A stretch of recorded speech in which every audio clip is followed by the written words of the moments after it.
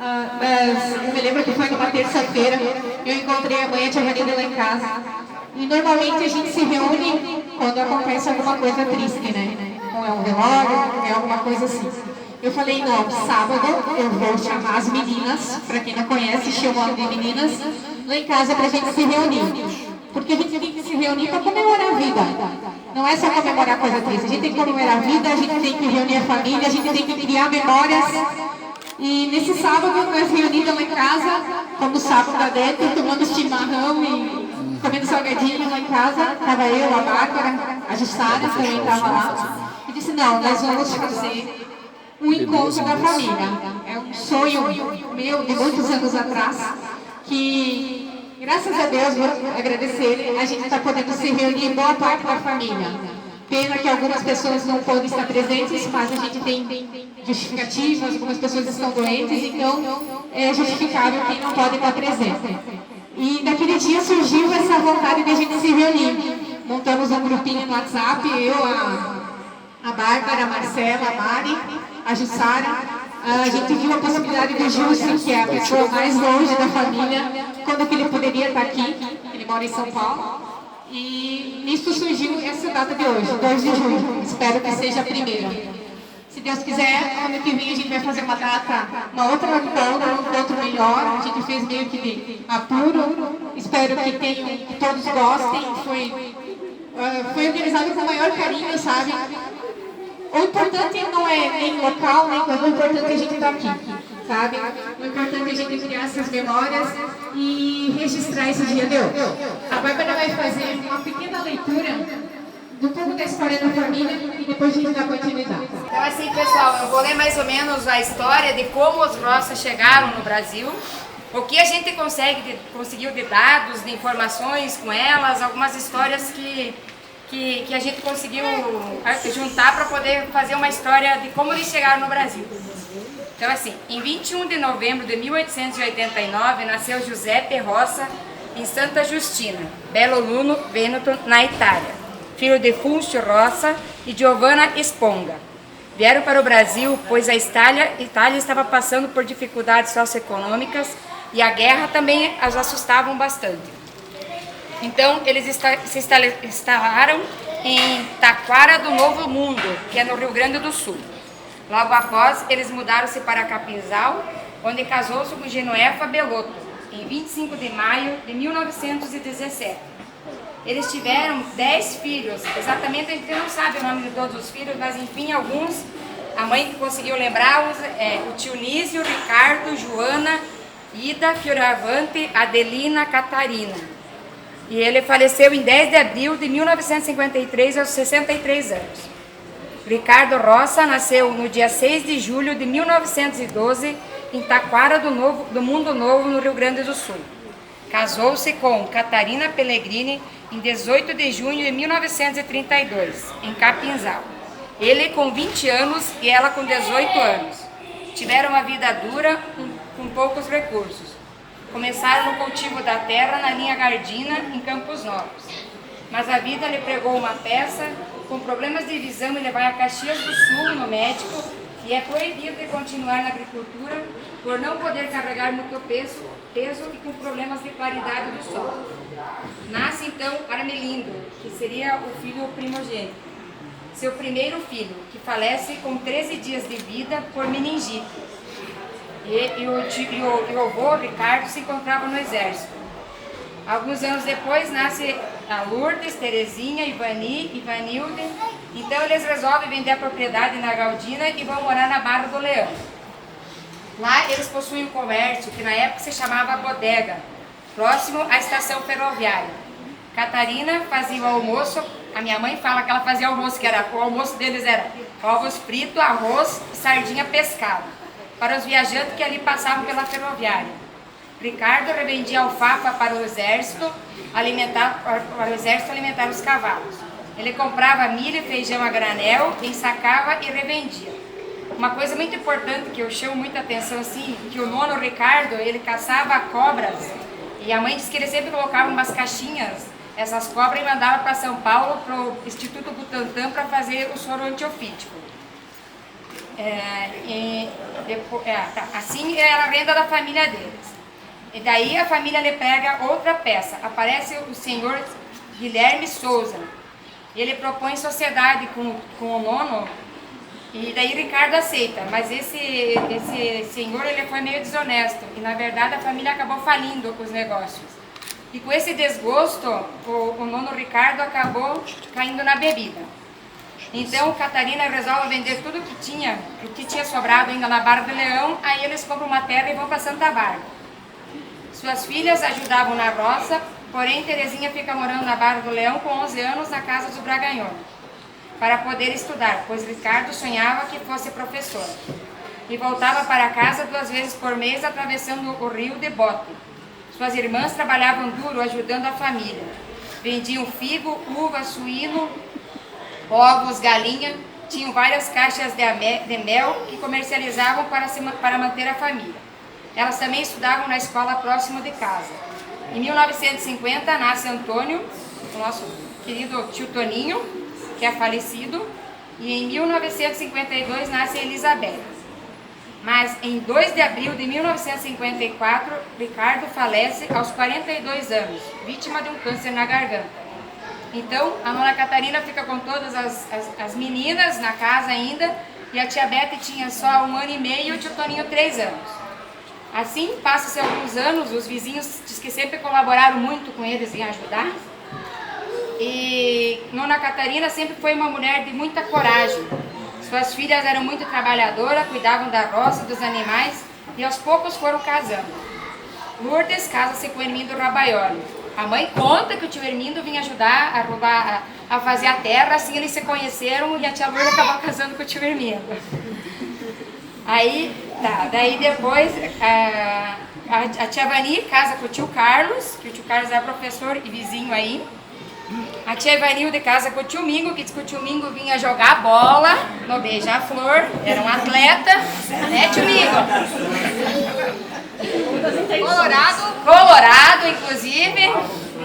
Nessa época a Terezinha volta para casa, pois já era professora com 15 anos e começa a dar aula na escola isolada ali da Santa Bárbara.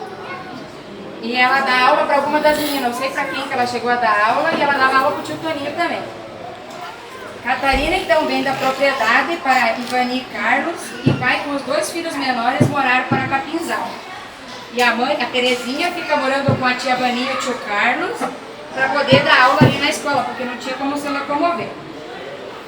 Inclusive meu pai, a minha mãe casa com a Cir Tessaro, que a mãe dava aula para ele, era aluno dela. Hoje já não poderia acontecer muito isso, mas enfim, na época podia. Daí a nona Catarina, ela vai com algumas vacas, ela leva algumas vacas da colônia, e a mãe disse que ela tinha as vaquinhas lá em cima, perto, eu acho que era do Vasco, e daí os mais novos, tipo o tio Toninho e a tia Bete, eles vendiam o leite na cidade para se manter. Aí o tio Toninho, ele conseguiu um emprego no escritório da rede ferroviária Castelo Branco, e ele fez vestibular para cursar administração em Lages. Ele acaba passando para administração e vai para Lages morar. Lá ele consegue um emprego na Hermes Macedo, que trabalhou muitos e muitos anos na Hermes Macedo, e daí ele casa com a tia Lorena. Diz a mãe que ele conheceu a tia Lorena numa festa de junina. Enfim, a mãe tem as memórias dela. A tia Bete daí fica morando com a nona, só a tia Bete e a nona, e ela trabalhava na casa Barraquinha com a dona Sueli. Aí ela casa-se com o tio Larim, que era bancário na época, não era tio. A família não mediu esforços para ficar unida, sempre um ajudando o outro, pois era no cultivo da terra, na criação dos animais, nos vestimentos. Uma das curiosidades é que Catarina tinha uma máquina de costura à mão. Então as mais velhas, a tia Lourdes e a mãe, diz que uma tocava a máquina e a outra segurava o tecido para fazer as roupas. Aí com isso elas faziam roupa para a tia Bete, para as mais novas, não sei. Aí os vizinhos começaram a gostar das roupas e começaram a pedir para elas costurar.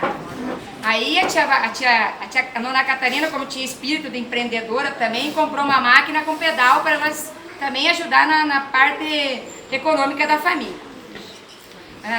Catarina perdeu a sua mãe muito cedo. Com 12 anos a nona já ficou órfã de mãe. ela foi morar com uma tia e o seu pai, ele também era presente na vida dela, mas ele casou-se mais 2 vezes. E ele até queria casar mais uma vez, mas a mãe, que a Nona Catarina, não deixou ele casar. Ela era uma mulher muito corajosa, muito guerreira. Ela não media esforços para manter a família. Ela nunca desistia nos obstáculos, pelo contrário. Ela sempre tomava as decisões e partia para a luta. Mesmo nas adversidades, sempre se reergueu. Encaminhou todos os seus filhos, do qual os mesmos devem ter se espelhado no modelo de pais que tiveram, pois todos construíram suas famílias. As meninas, como elas são carinhosamente chamadas, elas herdaram essa coragem, a força, a fé da nossa amada Catarina. Todos nós temos orgulho de pertencer a essa família. Somos muito gratos pela coragem de nunca desistir. Somos muito gratos pelos nossos antepassados e nos honramos muito de ter vocês.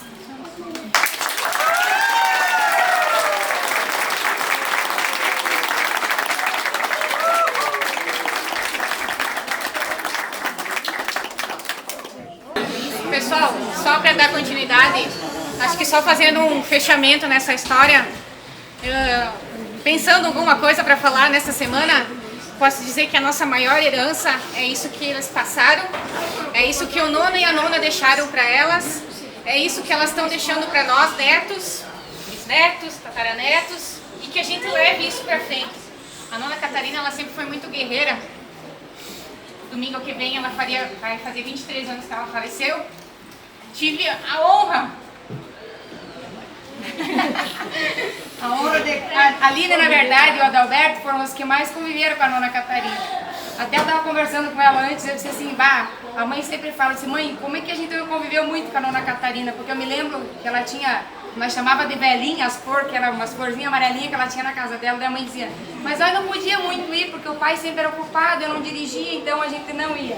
Então a Aline, acho que foi uma das que mais conviveu com a Nona Catarina. Eu convivi desses 6 anos com a Nona, algumas memórias que a gente tem dela, e eu posso dizer assim que nesses últimos anos que eu lembro assim, nunca faltou nada para ela, sabe? Aquilo que ela passou nesses anos, dificuldades, criar os filhos sozinha, sabe?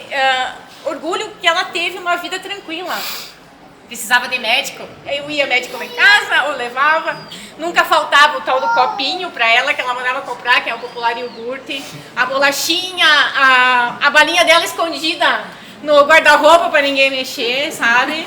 Então, assim, elas herdaram também, então, porque a mãe também faz isso, mas os netos dão um jeito e acham, né? A gente sempre achava, precisamos comer uma balinha depois do almoço, vai lá no guarda-roupa da Nona que tem bala lá guardada, né?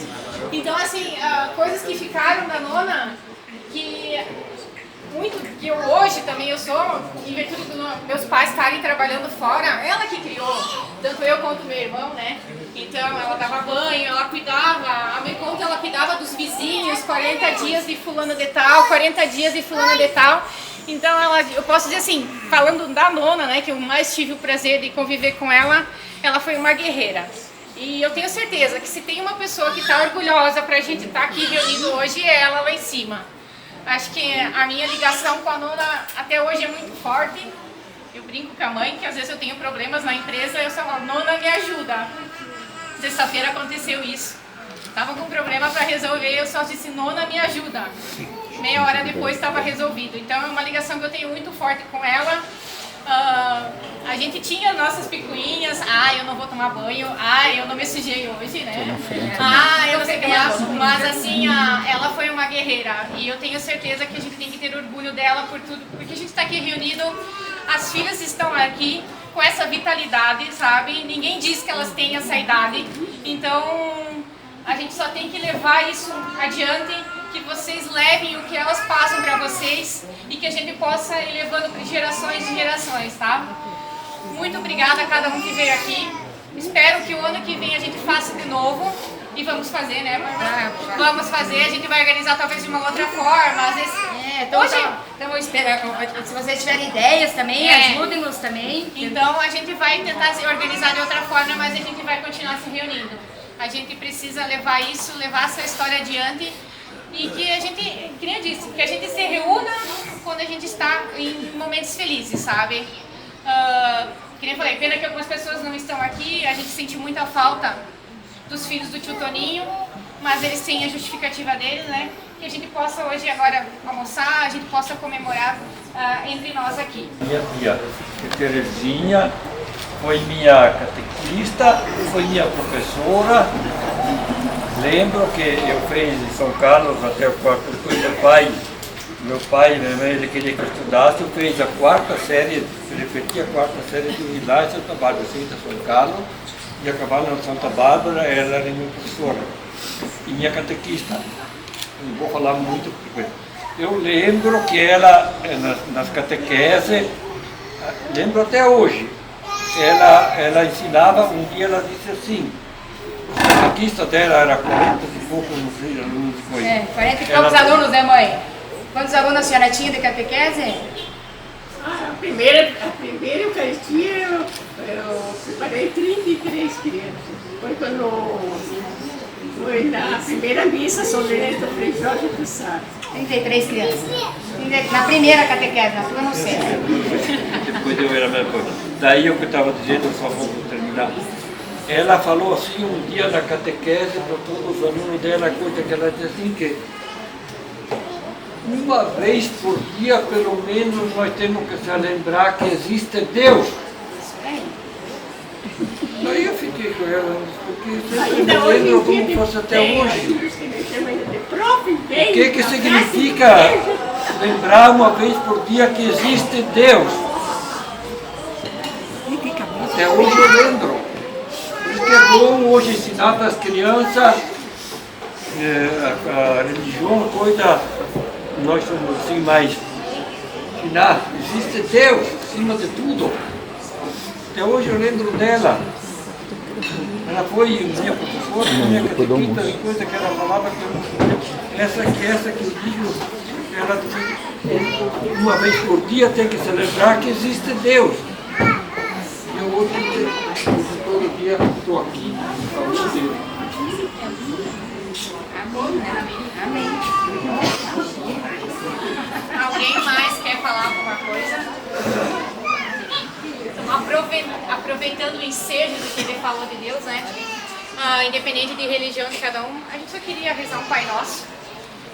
Agradecer por todos terem vindo bem, que todos possam retornar para suas casas bem, que Deus abençoe o nosso alimento, que nunca nos falte o pão nosso.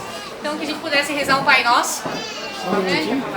Quer falar? Lembrando da catequista, eu sou bem mais novo que ele, mas eu também fui na catequese dela em Santa Bárbara. Eu era de São Carlos e a minha mulher era da Senhora das Graças. Vejam bem, ela tinha aluno de São Carlos, de São Pedro, de Nossa Senhora das Graças, localizava em Santa Bárbara. Na época nós passamos a comunhão em 38, 40 meninas. Isso passamos no começo de dezembro lá. E foi uma excelente catequista, até hoje. Até hoje a gente vai nos lugares, eu acho engraçado, porque eu sempre digo pra ela, mãe, a gente quando vai em velório, alguma coisa, os alunos dela vêm e abraçam ela e pegam ela e forte. Meu Deus, professora, mas você não envelhece, uma professora não sei o quê. Os alunos dela às vezes estão mais meio capenguinha com ela e ela tá lá. E tipo assim, hoje ela fala assim que ela entende a preocupação do pai dela na época de fazer ela estudar, porque até ela queria estudar mais. Mas aí, diz que o nono, como o que ela ganhava também ela tinha que ajudar em casa. Então, hoje ela entende que o nono colocou ela para estudar, para ser professora. Ela foi 28 anos aluno, a professora, catequista e costureira, e de tudo ela foi um pouco. Então, assim, eu acho até engraçado. Eu sempre me emociono com ela. Mãe, eu vejo teus alunos assim, que eles têm um amor por ela, que hoje não existe esse apego no professor, assim, você não tem aquela gratidão pelo teu professor. E eles têm muita gratidão por ela e lembram do que ela ensinava. Eu acho importante esse tipo de coisa. Então a gente, as nossas futuras gerações, eu acho que a gente tem que mostrar para eles que tudo tem um começo. Que as coisas não caem de cima, que tudo tem um começo. E que a gente tem que preservar e sempre levar adiante esse tipo de coisa. Bárbara, que nem eu também fui a minha catequista, tudo. Foi na aula uma vez que eu ia também. Lá na redondeza de Santa Bárbara, todos lá, quem vê ela hoje, eles chamam todas as Lobatella, A professora, ele diz a professora, e a Bárbara acha engraçado que é a professora, eles chamam de professora. Ela é professora até hoje. E é professora, minha madrinha, e tem mãe, mesma coisa. Mesma mãe. Só depoimento de aluno dela também, que me chama a atenção até hoje. Uma vez eu tinha uma briguinha na escola. Eu e o Ricardo acabamos brigando lá, mas o culpado era o Ricardo. E ela me colocou de castigo. A única vez de castigo que eu tive foi pela minha mãe na escola. E era culpado o Ricardo, então. O Ricardo era culpado da briga. Pessoal, então para nós. Havia até um ditado que diz que se um não quer, dois não quer. Então, pessoal, para não atrasar, vamos rezar o Pai Nosso, bem rapidinho. Pai nosso que estás no céu, santificado seja o vosso nome. Venha a nós o vosso reino, seja feita a vossa vontade, assim na terra como no céu. O pão nosso de cada dia nos dai hoje. Perdoai as nossas ofensas, assim como nós perdoamos a quem nos tem ofendido. E não nos deixeis cair em tentação, mas livrai-nos do mal.